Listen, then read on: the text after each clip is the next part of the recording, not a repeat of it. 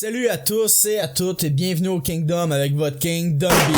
Aujourd'hui, j'en ai une tabarnak de frustrante pour vous autres là. En tout cas, ce l'est pour moi parce qu'on m'a parlé de la cringiness de quelqu'un qui jusqu'alors était un de mes chanteurs préférés. Vous savez que j'aime le métal, right? J'aime tellement ça là, le métal, que j'en fais depuis des années. Checkez bien ça.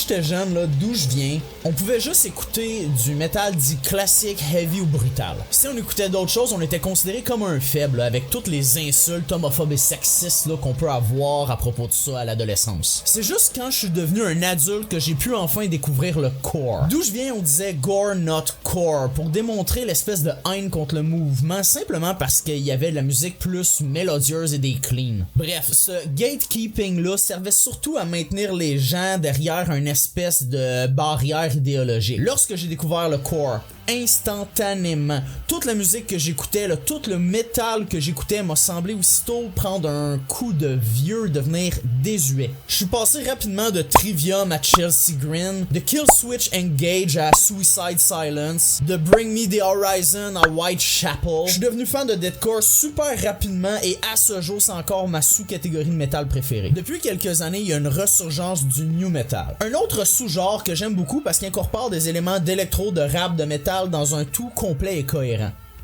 On peut voir la resurgence notamment avec les nouveaux albums de Korn puis de Slipknot, mais aussi parce que le deathcore en tant que tel incorpore de plus en plus des éléments du new metal dans sa composition. L'intégration de ces outils-là à leur répertoire leur permet de donner un résultat encore plus intense. Et au sommet de cette nouvelle vague du deathcore, il y a Slaughter to Prevail. Slaughter to Prevail, c'est un band russe très violent puis très brutal. Leur chanteur, Alex Terrible, c'est un homme, disons, très controversé, puis c'est justement qu'est-ce qu'on va parler aujourd'hui, parce que dernièrement il a publié des vidéos puis des textes qui méritent d'être observés et critiqués à mon avis. Tout d'abord là, on va parler premièrement du band, puis on va faire un survol de la vie d'Alex Terrible. Ensuite, on va étudier ensemble les événements récents. Enfin, je vais donner bien évidemment mon avis sur le sujet. Puis vous trouverez une liste de chapitres là dans la description pour naviguer dans la vidéo si jamais il y a une de ces parties-là qui vous intéresse pas. Ce qui est intéressant avec ces situations-là, c'est qu'on va pouvoir étudier des concepts comme la masculinité hégémonique, la masculinité toxique et des représentations de la force. On touchera aussi des sujets comme la liberté d'expression et le danger de promouvoir des valeurs chauvinisme lorsqu'on a une grande plateforme. Prenez note que cette vidéo aussi a comme objectif de mettre sur table des faits, de les ausculter, de les observer, de les critiquer, de les expliquer sous un angle sociologique et non pas de forcer une décision de l'auditoire. Autrement dit, je vous amène des faits et vous prenez votre propre décision, même si moi je donne mon opinion. L'objectif est pas de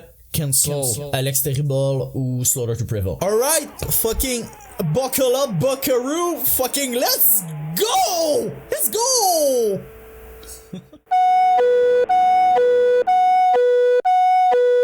Slaughter to Prevail, c'est un band de deathcore qui combine allègrement des outils de new metal.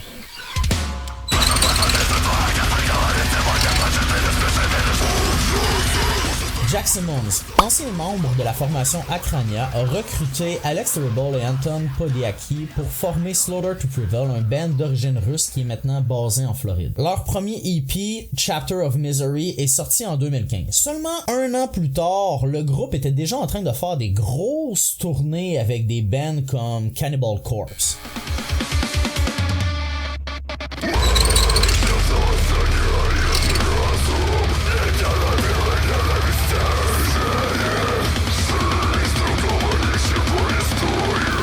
Ils ont sorti un album complet l'année suivante et rapidement ils se sont fait inviter de faire des tournées avec Suicide Silence ou Whitechapel en 2018. Depuis la sortie de Demolisher en 2020, le band connaît un succès énorme, notamment grâce à l'article du journal Metal Injection qui est sorti pis qui dit: la sortie de Demolisher a été un événement dans la communauté deathcore. D'innombrables vidéos YouTube de réaction ont loué l'impossible scream d'Alex Terrible et l'instrumental brutal.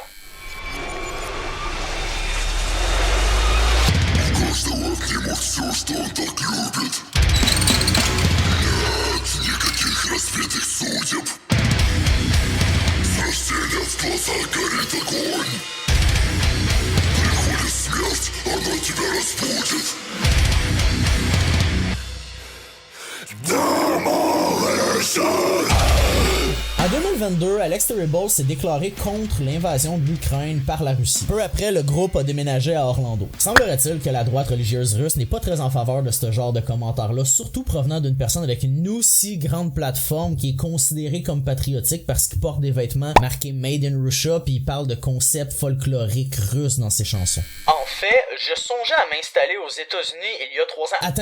Attends, je vais le faire avec une voix genre Alex Terrible-ish. En fait, je songeais à m'installer aux États-Unis il y a 3 ans ou quelque chose comme ça, parce que c'est toujours une bonne opportunité pour des groupes comme le nôtre, sachant que la scène métal en Russie n'est pas très importante par rapport aux États-Unis.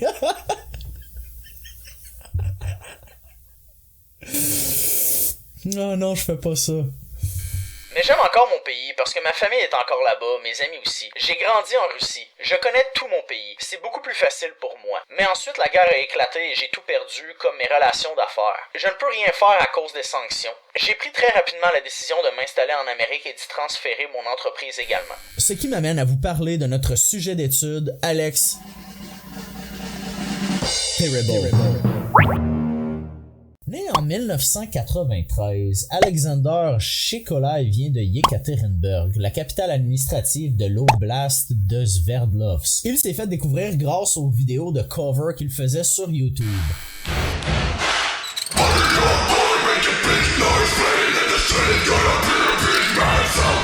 Auparavant, il a fait partie du band We Are Obscurity, mais ça n'a pas marché parce qu'ils n'ont pas réussi à avoir du financement d'une maison de disques. Puis Alex est habitué aux controverses. Déjà, il s'est fait traiter de néo-nazi à plusieurs occasions. Il y a un bon moment, il a fait une longue tirade sur Facebook qui explique ses tatouages, ses relations avec des personnes aux affiliations douteuses et le fait qu'il écoute la musique qu'il aime sans vraiment s'intéresser à l'idéologie des artistes. En fait, il trouve complètement absurde qu'on le questionne sur le fait qu'il supporte des personnes de l'extrême droite ou des prétendus fascistes. Déjà, on voit que sa défense est... Et spoiler alert, ça le reste, it's not of my business. Au final, cette situation-là a causé et cause encore des problèmes pour les tournées, surtout en Europe. Et d'ailleurs, plusieurs personnes se souviennent encore aujourd'hui de cette situation-là. Ça me rappelle un peu Phil Anselmo parce que lui, il faisait des saluts nazis, il hurlait White Power dans des shows, puis il suivait plusieurs chaînes suprémacistes sur YouTube, mais il y avait les pires excuses quand on le critiquait là-dessus, puis aucune prise de responsabilité.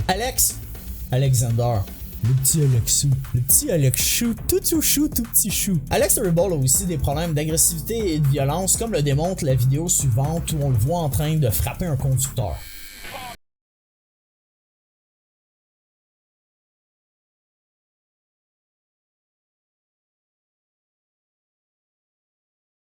Il lui aurait quasiment rentré dedans puis que lorsque Alex l'a confronté, le chauffeur l'aurait attaqué. Mais maintenant, il fait des combats à main nue.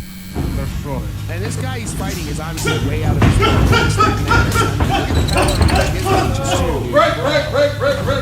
break. Unreal.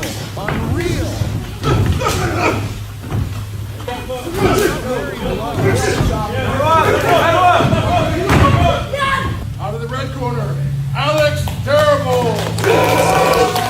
Donc, comme on va le voir, la violence est quelque chose de super important pour lui. Et la plus récente controverse, c'est qu'il épouse maintenant les valeurs anti-trans comme CJ McMahon, l'ancien chanteur de Tie Art is Murder. Puis pourquoi on parle de lui aujourd'hui? Eh bien, je trouve que ça fait un sujet d'étude parfait pour parler de la masculinité toxique. Au travers de 4 publications qu'il a faites sur Instagram, on va pouvoir faire un tour intéressant des valeurs masculinistes traditionnelles qui s'en viennent de plus en plus désuètes alors que certaines personnes tentent d'y tenir mordicus. Bon ben, entre le temps où j'ai découvert la situation puis le moment où j'ai eu enfin la chance de m'asseoir pour écrire le texte puis monter la vidéo, Monsieur le Terrible a supprimé plein de contenu sur sa chaîne. Check ça. Il est tellement terrible, Alex, qu'il a supprimé beaucoup de son contenu, comme par exemple, on peut voir que les publications écrites blanc sur fond noir sont plus là dans la deuxième image. Mais connaissant ce type de personnes-là, je le savais déjà que ça allait se passer. On sait tous là qu'ils vont finir par supprimer le contenu parce que qu'est-ce qu'ils veulent, c'est pouvoir dire n'importe quoi sans conséquence, puis ils apprécient vraiment l'augmentation monétaire que ça va donner parce que les gens aiment ce type de edginess là, mais ils veulent pas la baisse de popularité que ça peut donner. Alors ils suppriment le contenu, puis dans le cas de Alex le pas fin, ça donne ça. Cette publication avance plusieurs points. 1. Il perçoit les critiques des gens comme des attaques antidémocratiques dans le sens que la démocratie devrait, si je comprends bien, permettre à tout le monde de dire ce qu'ils veulent sans répercussion. 2. Il exprime qu'il ne veut pas être aimé et ne devrait pas nécessairement être aimé de tous. 3. Il dit que personne ne lui donne de preuves qu'il est homophobe et transphobe, mais comme nous le verrons, ça c'est quelque chose d'assez audacieux à dire lorsque tu supprimes tes vidéos. 4. Il dit que le fait que les gens ont parlé de lui dans un sens peu favorable a augmenté sa popularité et ça c'est un sujet dont je parlais dans ma vidéo sur la cancel culture. 5. Il exprime que lorsqu'il était jeune, il s'est fait faire des symboles nazis mais n'était pas nazi ou raciste. 6. Il dit qu'il est comme nous. 7. Il dit que les personnes qui l'ont critiqué sont dans des écochambres et arrivent à des conclusions hâtives. 8. Enfin, il dit qu'il est agressif envers les personnes qui se plaignent et qui jouent les victimes, alors qu'à mon humble avis, c'est exactement ce qu'il fait. Bref, on va voir c'est quoi la situation et les répercussions que ça l'a eu. Alright, ici votre chum, Dumby qui est après éditer la vidéo, puis j'en reviens pas, attends, checker ça. Fait que ça, c'est qu'est-ce que j'avais pris sur la page d'Alex Terrible, où c'est qu'il fait comme son espèce d'excuse ou je sais pas trop. Oups, voici son Instagram présentement. Voici son Instagram, ben c'est plus là. On voit la photo d'Alligator, on voit la photo du show, entre les deux. Oups, ça c'est disparu. Fait que... voilà. Fait que Alex Terrible, c'est quelqu'un de très très courageux. Selon Alex, très grave, méchant, pour être un vrai homme, il y a 4 règles à suivre. 4 rules of real man. First one, the real man is woman pussy. He likes. 1. Faire des cunnilingus à des femmes. Second one, the real man eats food with his own hands. 2. Manger avec ses mains. Third one, the real man does sport, especially combat sport. 3. Pratiquer des sports en priorisant les sports de combat. And the final one, the real man listen to metal music. 4. Écouter du métal. Ceci laisse sous-entendre qu'une personne qui fait pas ces choses-là n'est pas un vrai homme. Et ça, c'est évidemment un signal fort qu'il envoie aux gens. D'un côté, les personnes qui sont d'accord avec lui vont trouver ça très très cool, tandis que de l'autre, les personnes qui ne le sont pas vont être offensées. C'était un résultat hyper prévisible, surtout dans le contexte des luttes pour les droits des personnes LGBTQ2SAI+, et ne pas y avoir pensé démontre clairement un manque d'awareness sociopolitique incroyable. Il y a des gens qui n'ont pas réussi parce qu'ils ne sont pas aware, ils ne sont pas au courant.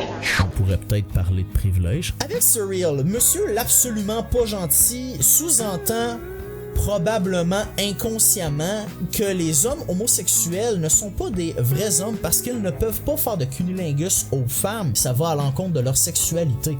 On pourrait d'ailleurs argumenter que les femmes lesbiennes qui correspondent à tous les points de ce liste-là seraient en fait des vrais hommes. Bien sûr, c'est facile de dire que c'est juste une blague, un peu comme le faisait là, jadis Contre de gars.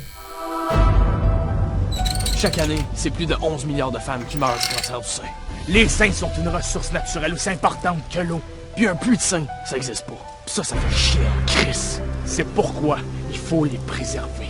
Alors mesdames, si vous êtes dans le doute, venez nous voir. On connaît ça les boules, puis on peut vous dire tout de suite s'il y a un problème avec les vôtres. On peut vous faire un livre ou vous payer même s'il faut. Parce que les seins, on en mange!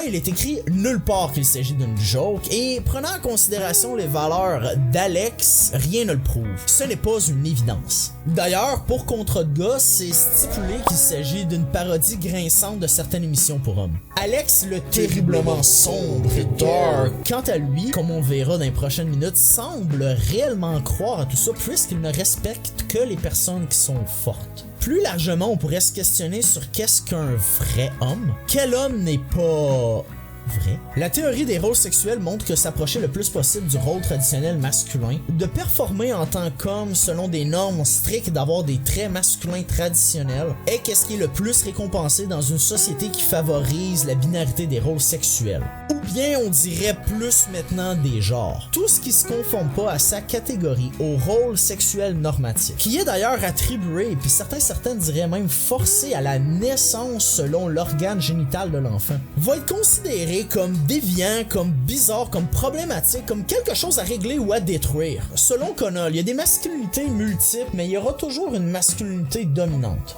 La masculinité hégémonique peut être définie comme la configuration de la pratique de genre qui incarne la réponse acceptée à un moment donné au problème de la légitimité du patriarcat. En d'autres termes, la masculinité hégémonique est ce qui garantit ou ce qui est censé garantir la position dominante des hommes et la subordination des femmes.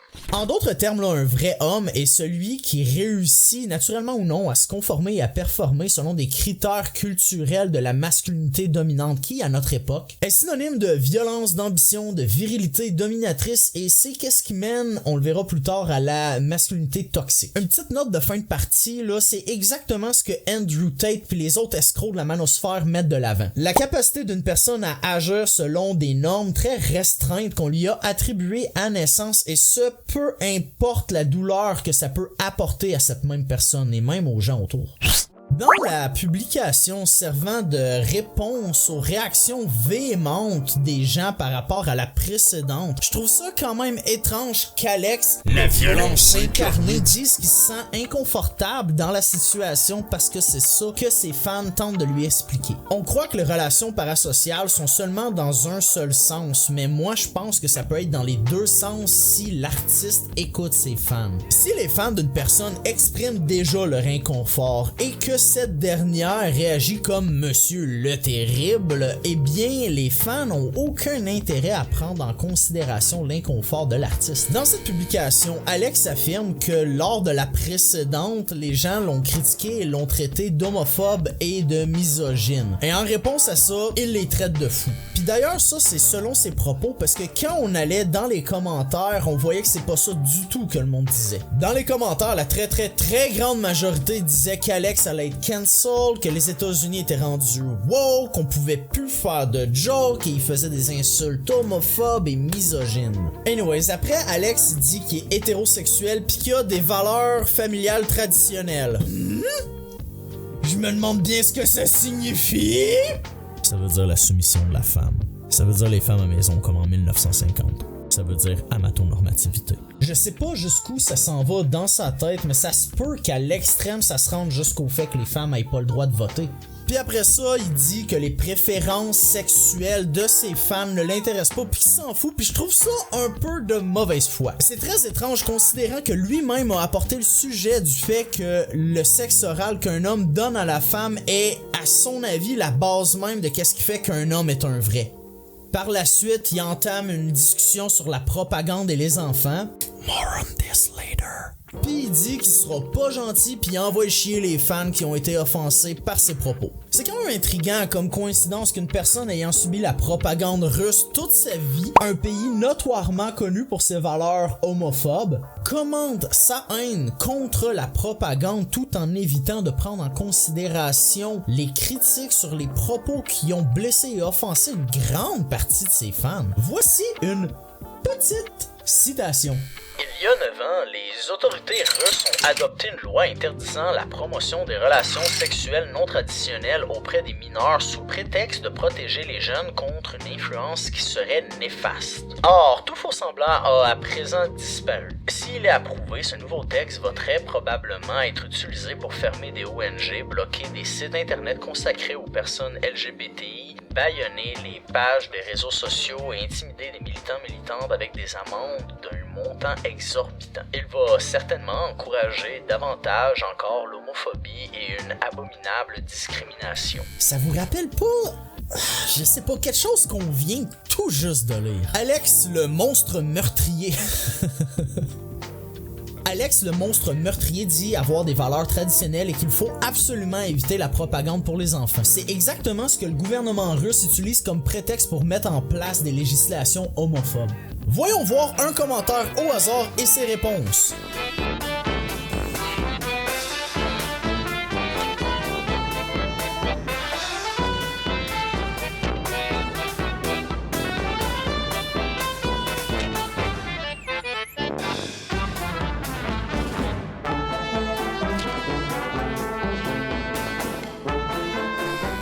Pour terminer cette partie-là, on voit encore la bonne vieille défense de la cancel culture. Je vais laisser Dombi du passé expliquer ce que je pense de ça. Les objectifs des actions collectives qui peuvent être associées à la culture de l'effacement sont généralement de cesser d'utiliser des propos considérés comme déplacés ou bien de changer les actions d'une entité lorsqu'ils sont considérés comme problématiques pour les civilisations ou l'environnement. Toutefois, il arrive très souvent que ces requêtes sont utilisées contre les militants et alliés de manière à discréditer leur objectif et éviter d'être tenus responsables. De ridiculiser les actions collectives permet de faire perdre la crédibilité au mouvement et aux demandes. En ridiculisant une situation ou en faisant comme si elle était vile, il est possible d'éviter d'avoir les conversations qui sont nécessaires pour une amélioration de la situation ou bien pour régler des problèmes. À mon avis, il ne s'agit que d'une stratégie hypocrite des défenseurs de la liberté de parole et du marché des idées puisqu'ils tentent activement de faire taire les groupes, leurs discours et leurs demandes en plaçant le tout sous un concept vaste et flou qui est devenu le démon d'Internet,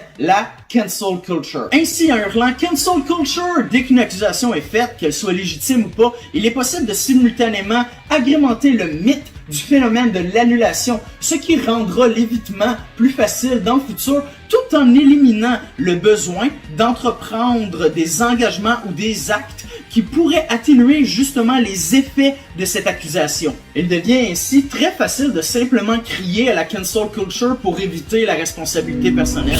Fait que Alex a fait une joke cringe pis certaines personnes y ont dit que c'était insensible. Sa réponse, elle a été de les envoyer chier, de dire qu'il était pas homophobe, mais aussi que c'était un homme aux valeurs familiales traditionnelles, qui se crissait des préférences sexuelles des gens, pis il a parlé de propagande, pis il a aussi laissé comprendre qu'elle allait continuer à être comme qui, même si les gens essayaient de le cancel. Here comes a new challenger! Premier point, Alex n'a pas caché le nom de la personne qui a envoyé le message. Donc déjà, ça c'est pas mal cringe parce que cette personne-là va recevoir du hate mail, va recevoir plein d'autres formes de violence dans ses DM, puis peut-être partout ailleurs dans sa vie. En faisant ça, le Terrible met une cible directement sur cette personne pour qu'elle soit cyberbullied. Good fucking job! Good job, le Terrible! Oh my guy, I'm gonna be rude as fuck. Because I hate stupid people, and I think you're stupid, or you just misunderstood something. But no, I think you're stupid, because I didn't say I hate people like you. Where did I fucking say that? Please, show me. Why you guys always create drama, and why you guys always play a victim and put in my mouth words I never say. Why? I don't care about gay people, I don't care about trans people, I don't care about non-binary people and all this shit because it's not my fucking deal. I just don't care about this. And I didn't say I hate people like you. Where did you fucking get this? Where did you fucking read this or some shit? Where? You stupid motherfucker. Deuxième point, notre charmant vocaliste traite la personne qu'il croit qu'Alex le déteste parce qu'il est gay de stupide ou d'ignorant puisque Alex n'a pas prononcé exactement les mots « je déteste les gays ». C'est vraiment frustrant comme réaction parce que d'abord, pourquoi être insultant? En quoi ça va régler quoi que ce soit? C'est encore une preuve de la cruauté inutile de cet homme-là. Puis ensuite, il y a une mauvaise foi. C'est pas parce que quelqu'un utilise pas les termes exacts que ses actions ou propos n'ont pas les mêmes impacts ou conséquences. Il existe un concept de sous-texte. Derrière tout qu'est-ce qu'on fait puis tout qu'est-ce qu'on dit, il y a un discours qui est porteur de valeurs et d'idéologie. Par exemple, Trump, à ma connaissance, il a jamais dit explicitement, clairement les mots « je déteste les immigrants ». Mais au travers de ses lois, ses speeches et ses actions, il a clairement démontré son point de vue à ce sujet. Par contre, en ce qui concerne Trump, il a affirmé que la crise migratoire entre la frontière des États-Unis et du Mexique est qu'est-ce qui empoisonne le sang de leur pays. Quand on propage et protège les mêmes discours que des racistes, sexistes, transphobes, homophobes et j'en passe au travers de nos jokes, de nos actions ou inactions, de ce qu'on consomme comme contenu ou même dans nos opinions, on épouse là directement ou non les mêmes valeurs qu'on le veuille ou pas. Autrement dit, moi je dis pas qu'Alex Terrible il dit qu'il déteste les gays, mais c'est, comme disait Fatsline dans une de ses vidéos, l'inévitable extrapolation que je fais de ses propos. Si je dis que pour être un véritable homme, il faut absolument manger toutes les pénis. Il faut se mettre toutes les graines dans la gueule. Au moins 5 par jour. Ben, ces propos-là seraient accueillis par les communautés hétérosexuelles d'hommes avec tellement de violence et de rage. C'est normal parce que ce serait de dénigrer leur identité. Ils se sentiraient mal parce que eux autres, dans leur tête, c'est des vrais hommes. Mais moi, je leur dis que pour performer de la manière à ce que moi, je les perçoive eux comme des vrais hommes, faut qu'ils fassent quelque chose que les autres sont pas capables de faire. Dans la situation présente, par contre, c'est encore plus complexe parce qu'on vit dans une société hétéronormative. Ceci signifie que par défaut, dans notre société, la norme c'est d'être hétéro et d'agir comme ce rôle qui nous a été attribué à la naissance sans notre consentement et la normalité. Tout ce qui en diverge est considéré comme anormal, comme bizarre ou différent. Dans ce contexte-là, la blague que je viens de faire serait prise comme telle ou balayée du revers de la main puisqu'il est évident que la norme est l'hétérosexualité. Il s'agit d'un privilège qui maintient et protège la position et l'identité hétérosexuelle comme naturelle et omniprésente. Je suppose que vous comprenez là la situation maintenant. Pour des gens hétérosexuels, c'est possible de dire à des personnes qui ne sont pas des vrais hommes parce que ces personnes-là ne performent pas de manière à atteindre cette norme arbitraire. Mais l'inverse n'est pas possible parce que culturellement, l'hétéronormativité positionne les autres types de sexualité comme étant étranges, bizarres, voire même problématiques. Pourtant, il y a des tonnes de personnes et aussi des animaux qui ne sont pas hétéros et ça, on l'a vu au travers de toute l'histoire de l'humanité. Elle va de même pour les personnes non binaires et trans.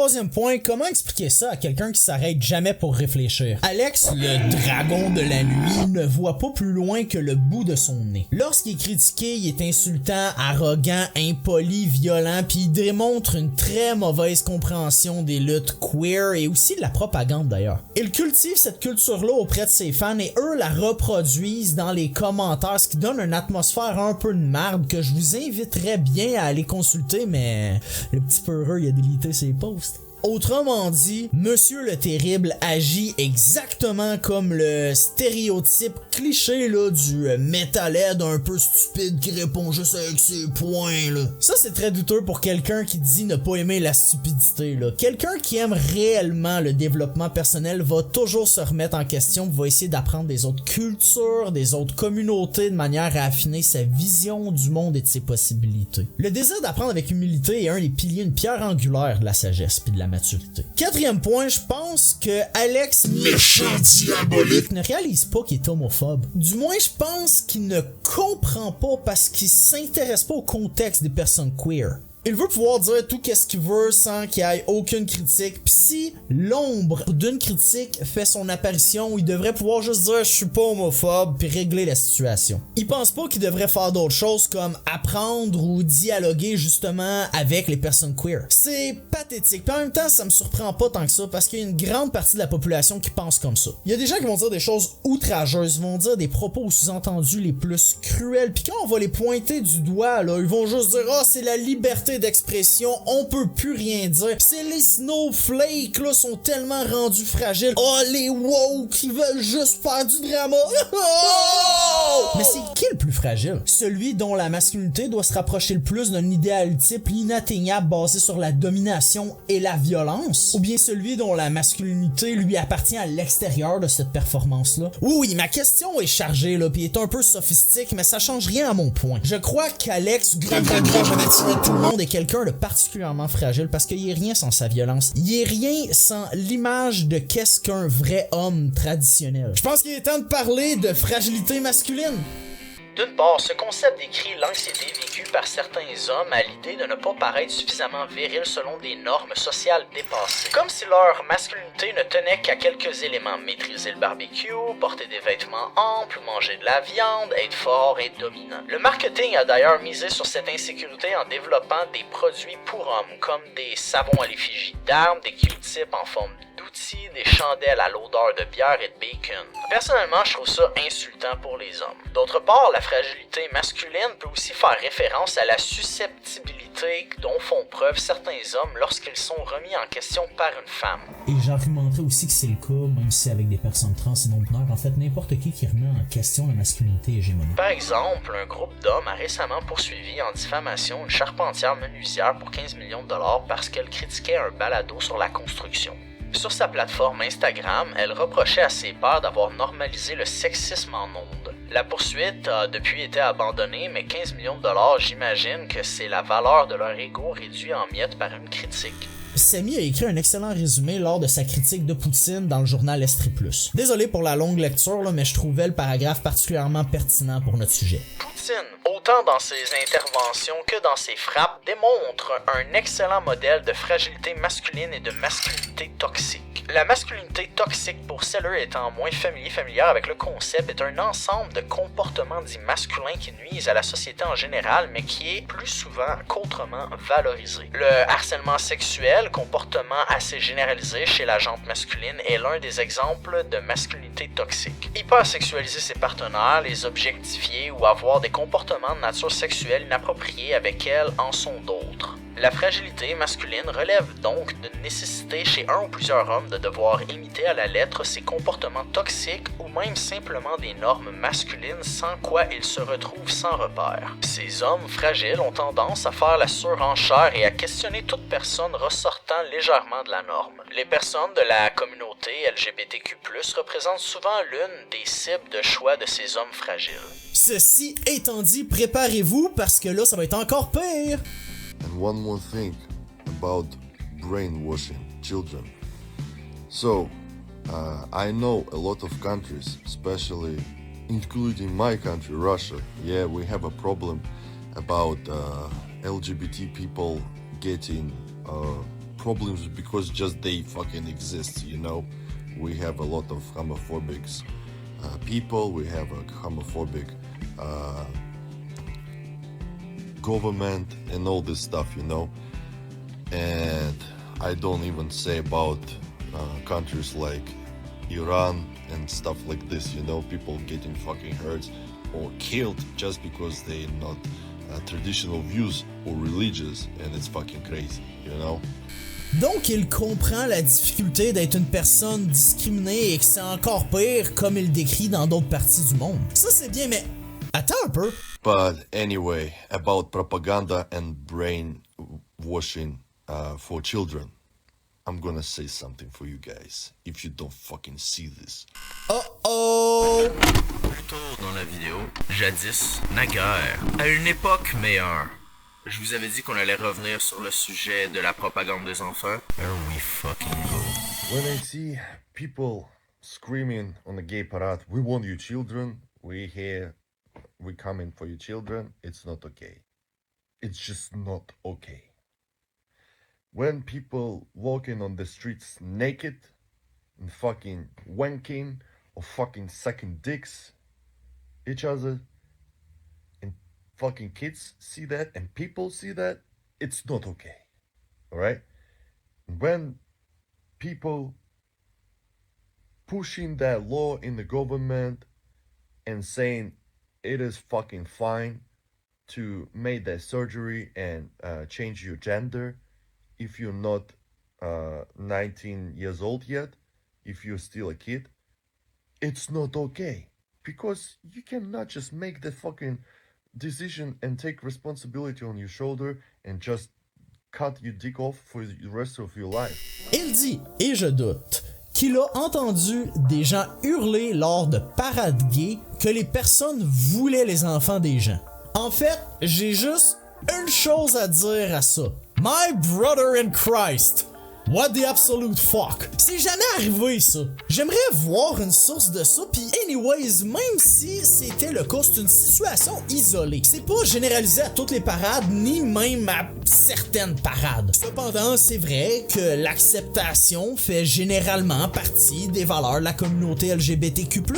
C'est donc possible que quelque chose comme « nous acceptons les enfants avec nous » ait été mentionné dans ce contexte-là. Mais c'est pas du tout la même chose. Il dit que les gens dans les parades sont tout nus pis se masturbent ou baisent. À ce sujet-là, j'ai juste un petit truc à dire. Broski, what the hell? What on bondage Jesus are you talking about? Effectivement, là, si ça se passait, ça serait absolument pas adéquat. Présentement, on a des lois contre ça par contre. Puis comme je disais, ben ça s'est jamais passé, de 1. Puis de 2, si ça s'était passé, ça serait un cas isolé, pas quelque chose de généralisé. Enfin, il est contre l'idée des chirurgies d'affirmation de genre sur les personnes qui sont trop jeunes, puis il va certainement être très content d'apprendre que dans la majorité des pays du monde, c'est pas le cas, puis les gens essayent pas de changer ça. Au Canada, avant l'âge de 14 ans, l'âge du consentement médical, l'autorisation des parents est obligatoire pour amorcer une transition médicale est légale.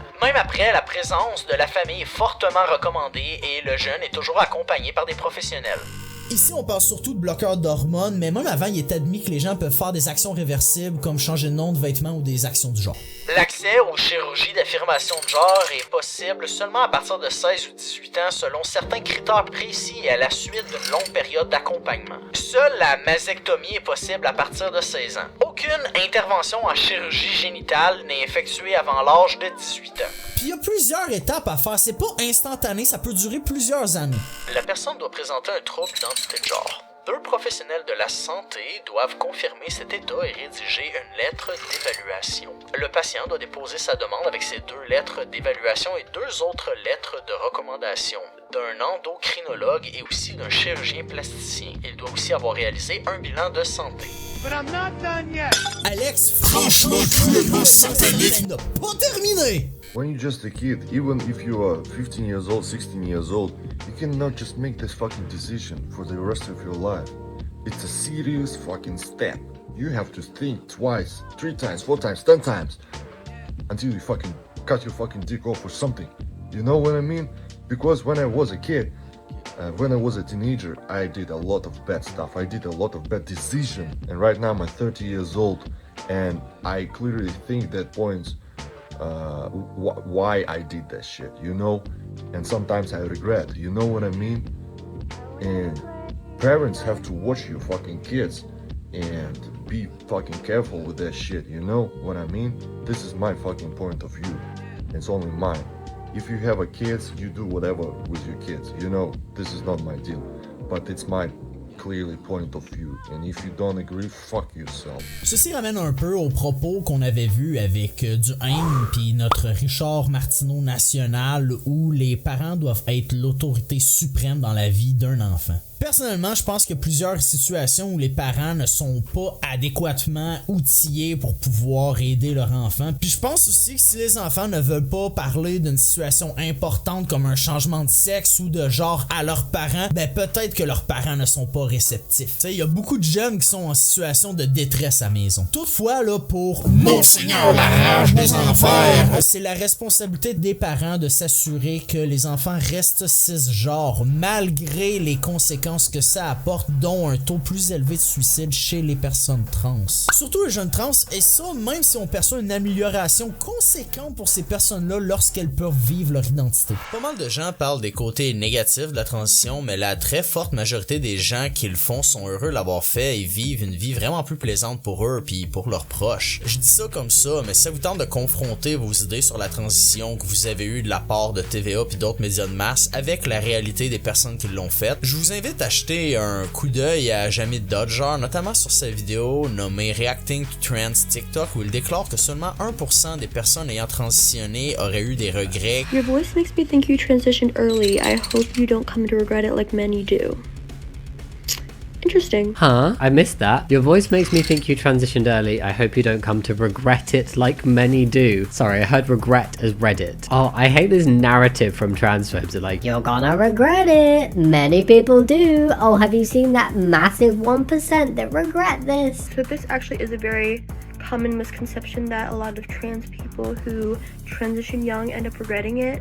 Whether you're talking about medically transitioning or socially transitioning, there's a lot of stigma about being young and transitioning. I don't really know why. I mean, I know why. I know why people think that it's not a good thing, but in my eyes, as someone who did transition very young, it is such a privilege in my life now that I did transition at that age. There's a really good way of putting it. Like, it's so many trans people, like every trans person I know and have spoken to, wished that they could have transitioned when they were young.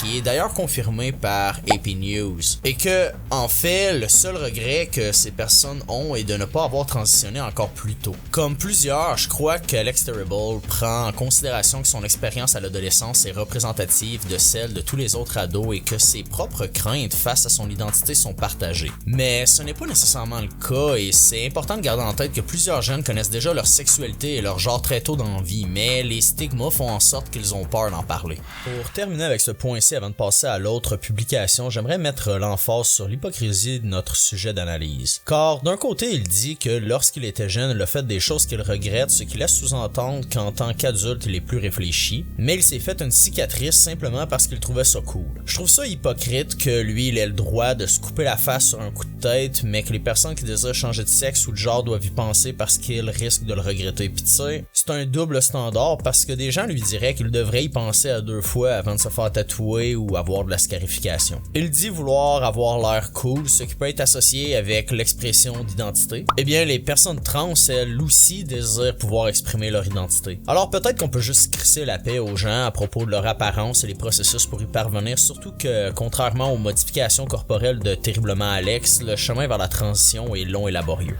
And how did I get the scar? I just fucking made it. Like scarification.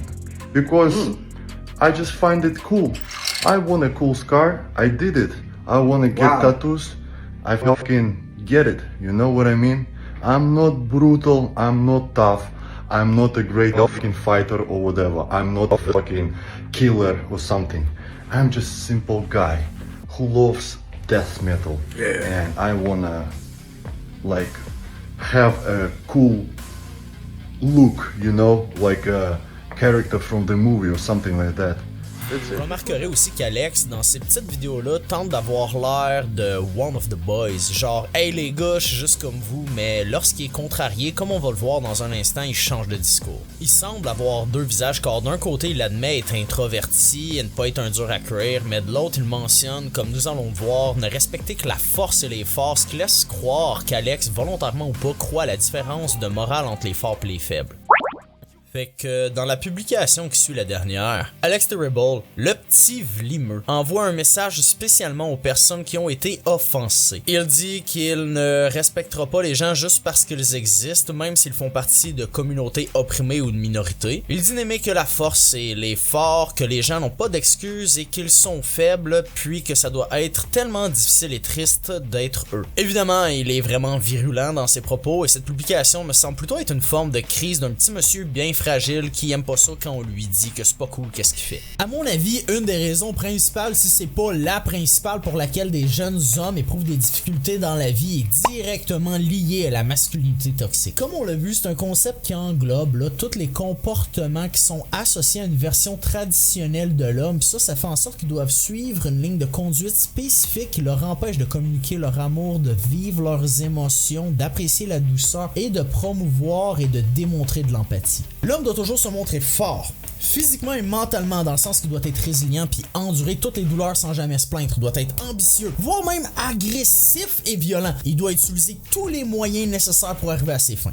Alex, la terreur ultime de notre galaxie, est réellement un cas d'étude de la masculinité toxique. La stratégie argumentative de notre camarade est d'insulter les gens qu'il trouve faibles et de se foutre des commentaires qui critiquent son comportement. Ceci démontre une vision très limitée de la force. Un peu comme l'expliquait Thought Slime dans une autre de ses vidéos, la force utilisée pour puller ses autres est complètement inutile. Ce n'est pas d'être fort, ça. c'est être un tyran. C'est d'être cruel, c'est d'être antipathique, c'est d'être vil et perfide. Selon moi, tout comme l'intelligence, la force est plurielle. Les personnes qui se battent continuellement contre les lois, les sociétés, les stéréotypes, qui reçoivent des insultes, qui se battent contre les préjugés, contre le bullyisme, contre la violence des gens et qui survivent sont au moins aussi fortes que celles qui frappent fort. Mais pour les hosties bébés imbéciles, il y a juste la force physique qui compte. Et il faut être stoïque et jamais parler ce qui nous fait mal. Puis selon moi, c'est paradoxal parce que Alex, tout feu, tout flamme, est présentement en train de se plaindre et de parler de trucs qui le gossent, mais lui, it's okay for some reason. Je trouve qu'il faut vraiment être fort et courageux pour affronter Alex, le hurleur d'outre-tombe, et sa horde de religieux anti-trans, anti-gays qui vont dire les pires choses sous la soi-disant défense de la liberté d'expression. Sachant très bien que ces personnes-là risquent et vont envoyer les pires messages en DM et chercher à faire du tort à tous ceux qui n'aiment pas. Wow! Surprise! Surprise, motherfucker! Voici Editing Dumby de 2 semaines dans le futur, puis Alex Terrible a sorti une vidéo de genre une demi-heure aussi qui parle de sujets qui sont pertinents pour ma vidéo, donc j'ai pas le choix de l'inclure. Dans cette vidéo, il parle de plusieurs sujets que je vais drop en rafale. Sa jeunesse de dopé sur le party, ses affiliations avec des gens d'Antifa, puis ensuite avec des gens de la droite, le fait que l'entraînement l'a sauvé et pourquoi il a des valeurs de force au-dessus. Sa réaction face à la réception de la blague de vrai homme en ligne et sa perception de l'homosexualité qu'il a d'ailleurs défendue face à sa mère ainsi que la vision de la propagande dans toutes les sphères idéologiques. Sur plusieurs points, j'empathise avec lui si je suis honnête. À mon avis, il n'y a pas beaucoup de nouveau à dire parce qu'au final, il dit qu'il faut faire des compromis pour vivre en société, mais il mentionne aussi qu'il va toujours dire ses opinions et que personne ne va l'empêcher d'être qui il est. Ses propos laissent comprendre, comme je l'expliquais dans la vidéo, qu'il veut vouloir dire ce qu'il désire sans avoir quelconque conséquence. Autrement dit, il ne croit pas que les gens aient le droit de le critiquer même s'il le mentionne pratiquement dans le même souffle qu'il comprend qu'il soit critiqué. Alex dit qu'avant il se trouvait fort et que les autres devraient être aussi forts que lui, sinon c'était des faibles. Et selon ce qu'il a dit cette année, il a pas beaucoup évolué sur cet aspect. C'est étrange et paradoxal comme position, mais c'est aussi celle qu'il prend. Il veut que tout le monde soit libre d'être comme ils sont, il croit que tout le monde puisse dire ce qu'il pense et dit comprendre que nous sommes socialisés et influencés. Mais en même temps, lorsque les gens le critiquent, il les trouve stupides même s'il dit qu'il comprend. I deal with everybody, and I respect every fucking views.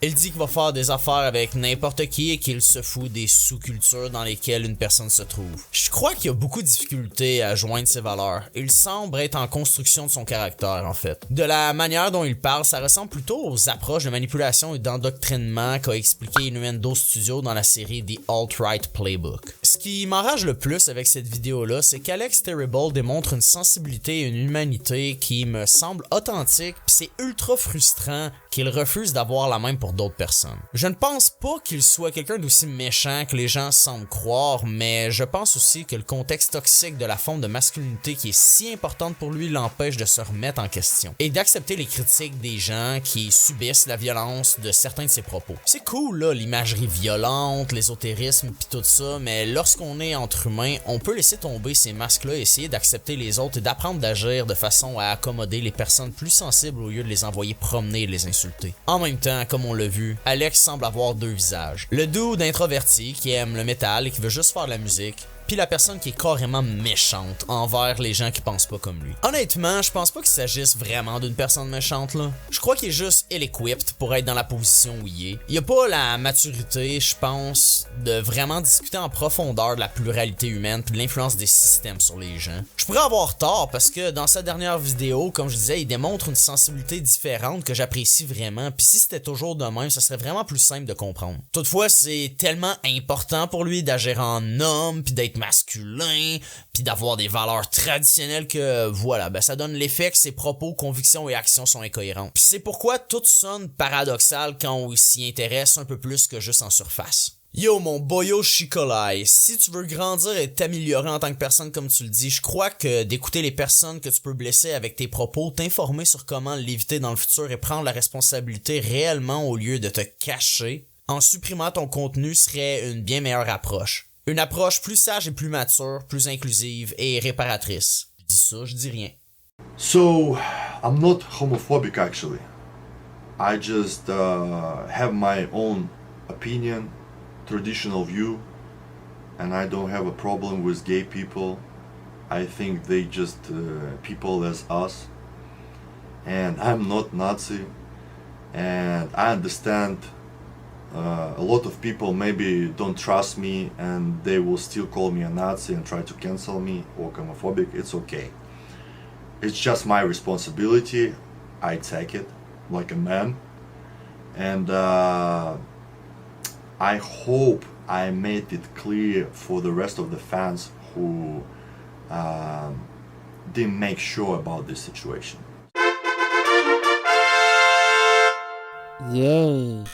Ça m'attriste vraiment de voir qu'il y a des hommes qui refusent de se remettre en question puis qui cherchent pas à essayer d'améliorer leur comportement. Ça m'enrage d'autant plus de voir qu'il y a certaines de ces personnes-là qui ont une très très grosse plateforme. C'est démoralisant, je dirais même décrissant, de voir que c'est un cycle qui se répète constamment. En fait, voici ce que j'appelle le cycle patriarcal. D'abord, on enseigne aux jeunes garçons qu'ils doivent être ambitieux, compétitifs, sportifs et qu'ils doivent prendre la place et devenir des leaders. On ne leur apprend pas à être attentifs, attentionnés, doux et empathiques. Ce sont des valeurs considérées comme faibles. Vous remarquerez aussi que ce sont des valeurs qu'on attribue aux femmes généralement. Puis on leur explique que pour ce faire, ils doivent être stoïques sauf pour la colère et peut-être le rire s'il n'est pas exagéré. On les empêche ainsi de parler de leurs problèmes et de leurs difficultés. Ces comportements sont répétés dans la cour de récré et les jeunes garçons qui osent ne pas se conformer sont accueillis avec violence et ostracisation. Ensuite, on leur montre qu'ils doivent être musclés, ne pas avoir peur de se battre et obtenir beaucoup d'argent pour acheter des biens matériels pour prouver un certain statut social comme l'explique le concept de consommation ostentatoire et qu'ils doivent être des leaders et prendre des risques s'ils veulent avoir du succès, notamment romantique et sexuel. Une fois adultes, les jeunes hommes découvrent que cette promesse est soit inatteignable, soit ineffective. Ils voient bien des hommes avoir du succès avec cette méthode, mais eux, ils n'y arrivent pas. Ou bien ils y arrivent et croient que c'est ainsi que tout le monde devrait être. La raison de l'échec ne peut être attribuée qu'à deux facteurs. Soit l'homme n'était pas suffisamment masculin et donc trop faible, ou soit les autres sont contrôlés par une forme de brainwash, car les valeurs traditionnelles sont absolues et sacro-saintes. La civilisation qui n'accepte pas cette vérité est vouée à la chute. De peur d'être considérés faibles, les hommes risquent de ne pas parler de leurs problèmes ou simplement double down sur ces idéaux masculinistes. Au final, il est impossible de remettre en question le format de la masculinité sous peine d'être considéré faible. Ainsi, ces valeurs sont par la suite transmises à d'autres par les parents qui les acceptent ou n'arrivent pas à les renier, ainsi que par les différents médias qui subissent tous le même traitement, car les personnes qui travaillent dans ces domaines et qui prennent les décisions sont elles aussi victimes de cette forme de masculinité omniprésente. Effectivement, il y a certaines personnes qui aiment la conceptualisation de la masculinité traditionnelle et même des relations romantiques, mais c'est loin d'être le cas pour la totalité des femmes et de toute façon, penser les gens en termes monolithiques et détrimentaires à une bonne analyse. Le male gaze. C'est un concept qui exprime que le regard masculin hétérosexuel nous est imposé par la culture dominante à travers le cinéma, le jeu vidéo, la publicité et la littérature. Ça donne l'impression à plusieurs personnes que pour être pertinent, on n'a pas le choix, on doit absolument être tel que les hommes désirent que le monde soit. Dans ce contexte-là, il n'y a aucun homme qui prend une décision active et consciente. C'est un rouage du mécanisme patriarcal qui nous est imposé socialement au travers de d'autres concepts comme l'hétéronormativité, la masculinité hégémonique, avec des outils comme la masculinité toxique. Pourtant, personne ne doit rien aux hommes.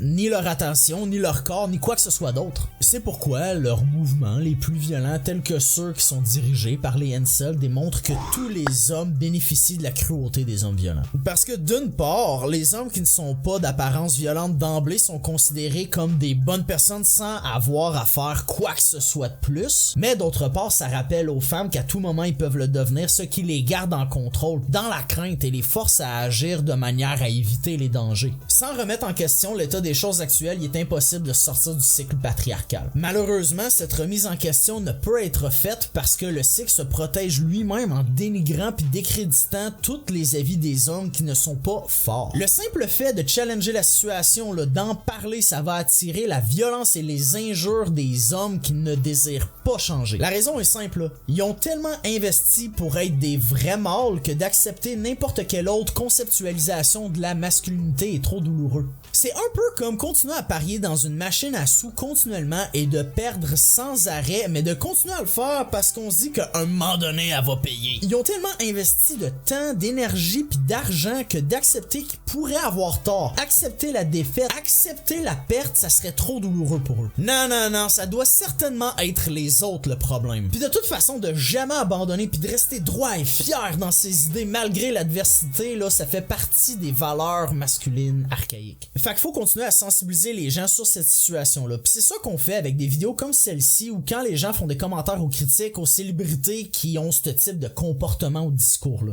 Alex, tellement cool qu'il se fait une cicatrice à coups de couteau dans la face, semble se chercher un peu au travers de ses paroles parce que dans une chanson, il va propager la haine, tandis que dans une autre, il va demander la paix. Par exemple, voici les paroles de Viking.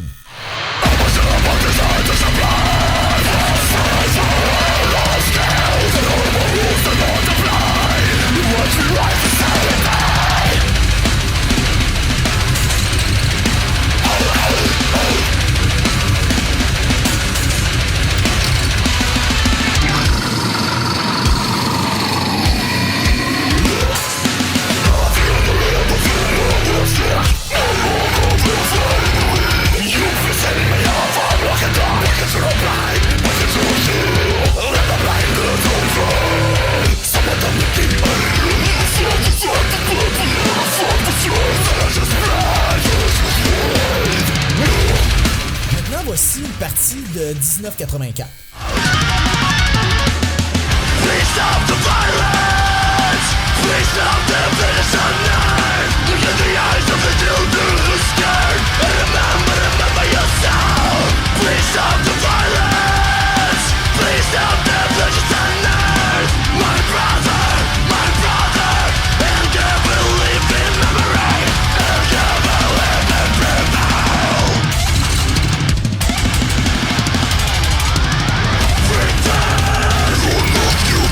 Comme il l'a mentionné dans un de ses commentaires, là, lorsqu'il était jeune, Alex, le maudit démon viking, a fait plusieurs erreurs, puis en vieillissant, il s'est rendu compte que c'était pas bien, puis qu'il agissait pas de manière adéquate. Je crois que maintenant, il se trouve dans une espèce d'étrange position. D'un côté, il adore son pays, mais d'un autre, il sait que la violence contre les communautés gays, c'est pas ok. D'un côté, il déteste la propagande, mais d'un autre, il sait que la Russie en a fait beaucoup sans pour autant réaliser qu'il en est victime. D'un côté, il aime pas la guerre, mais d'un autre, il adore la violence. D'un côté, il veut pouvoir dire tout ce qu'il veut sans conséquence, mais d'un autre, il réalise que ça affecte négativement ses sources de revenus. D'un côté, il sent qu'il doit débattre et défendre ses idées, mais d'un autre, il refuse d'écouter les autres. Je crois qu'il est coincé bien malgré lui dans une situation où la seule solution qu'il voit, c'est toujours être et apparaître plus fort, en redoublant d'intensité sur ses valeurs parce qu'il n'y a pas d'autre option. Avouer ses torts, ça serait faible. Demander de l'aide, ça serait faible. Changer son comportement, ça serait faible. Puis être fort, c'est pas mal la seule facette de son identité. Qu'est-ce qui est sans cette façade de force? Dans ces situations-là, je pense qu'il est important de bien suivre le processus d'excuse véritable. Premièrement, accepter la critique, c'est important de prendre en considération les feelings des autres. Deuxièmement, prendre la responsabilité, c'est pas le moment de chercher des justifications ou des excuses. On peut évidemment parler de nos émotions puis du raisonnement qu'on a eu derrière, mais ça doit pas servir d'excuse ou de distancer de la faute parce qu'on est en tort ici. Troisièmement, prendre le temps de reformuler qu'est-ce qui était la problématique de manière à démontrer qu'on comprend ce qui a pu blesser les autres. Quatrièmement, démontrer une envie sincère de changer. Puis pour ce faire, on peut partager des idées ou des actions qu'on pourrait mettre en place pour plus que la situation problématique arrive ou bien demander aux gens d'offrir des conseils. Et cinquièmement, ben évidemment, demander pardon et prendre en considération que ça se peut que la personne ne vous pardonne pas. On doit prouver à la personne lésée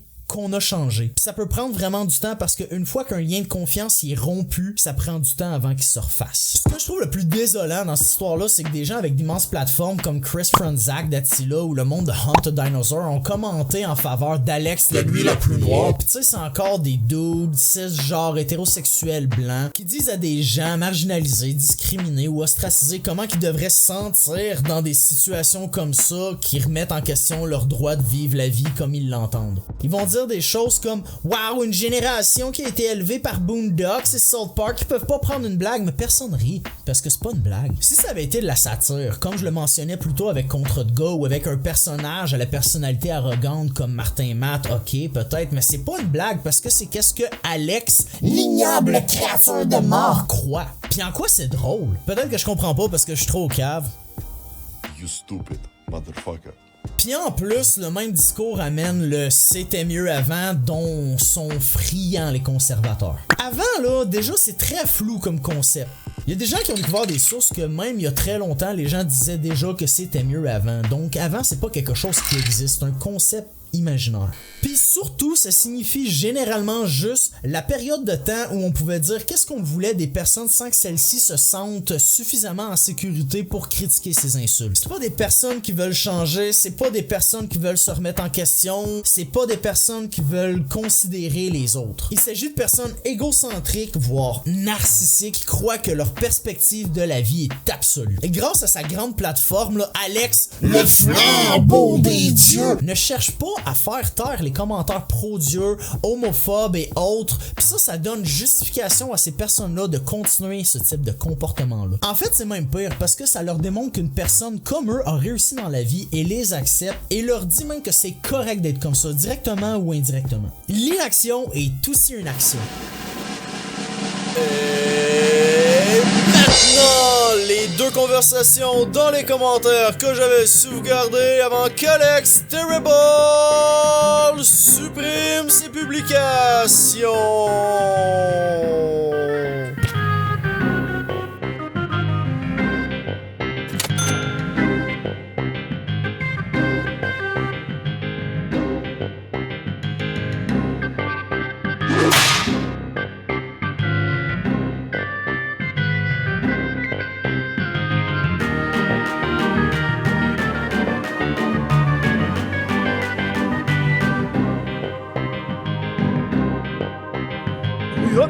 Yup.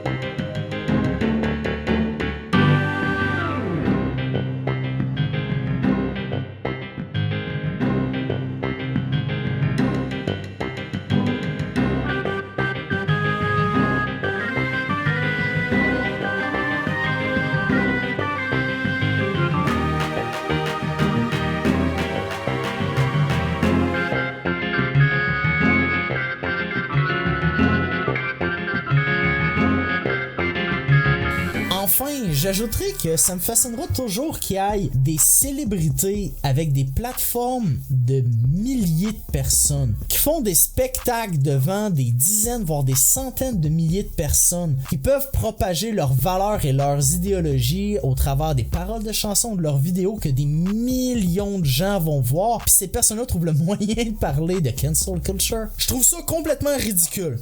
Pathétique même, pitoyable, quasiment surréaliste de voir que des gens avec ce niveau-là de popularité osent dire à une poignée de personnes courageuses qui essayent de parler de leur réalité, de s'expliquer, qui demandent à comprendre pourquoi les célébrités les injurent, puis qui cherchent à critiquer leur comportement et à leur proposer des alternatives moins blessantes, se font dire qu'elles sont faibles ou qu'elles sont folles ou qu'elles tentent de les censurer, whatever qui est à la mode de dire présentement pour éviter de se remettre en question.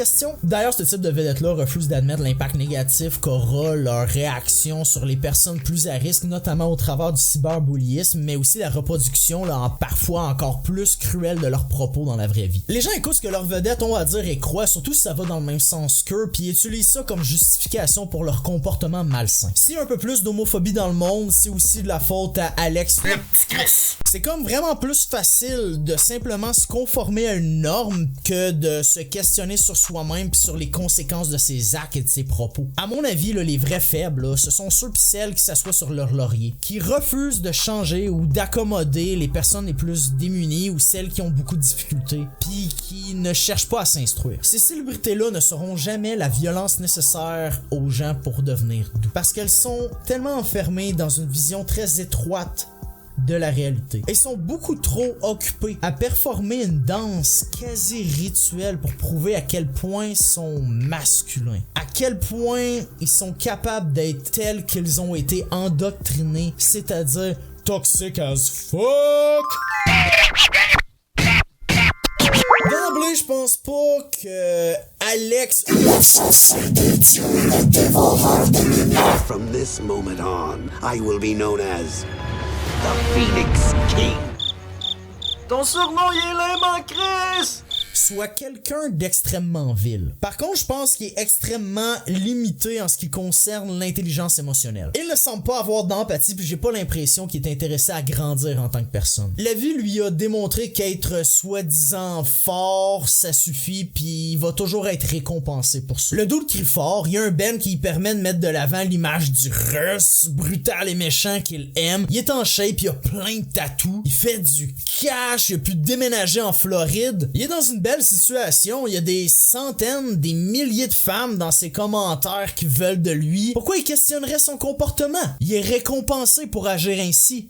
Anyway, en tous les cas les amis, votre king est épuisé. Je vais maintenant me pitcher dans mon lit puis écouter du fucking death, mais pas du Slaughter to Prevail. En attendant, je vous invite à écouter du Devour the Rich, puis pensez à laisser un like, un subscribe, puis à checker tous les liens là dans ma description. Bon ben, bye bye là.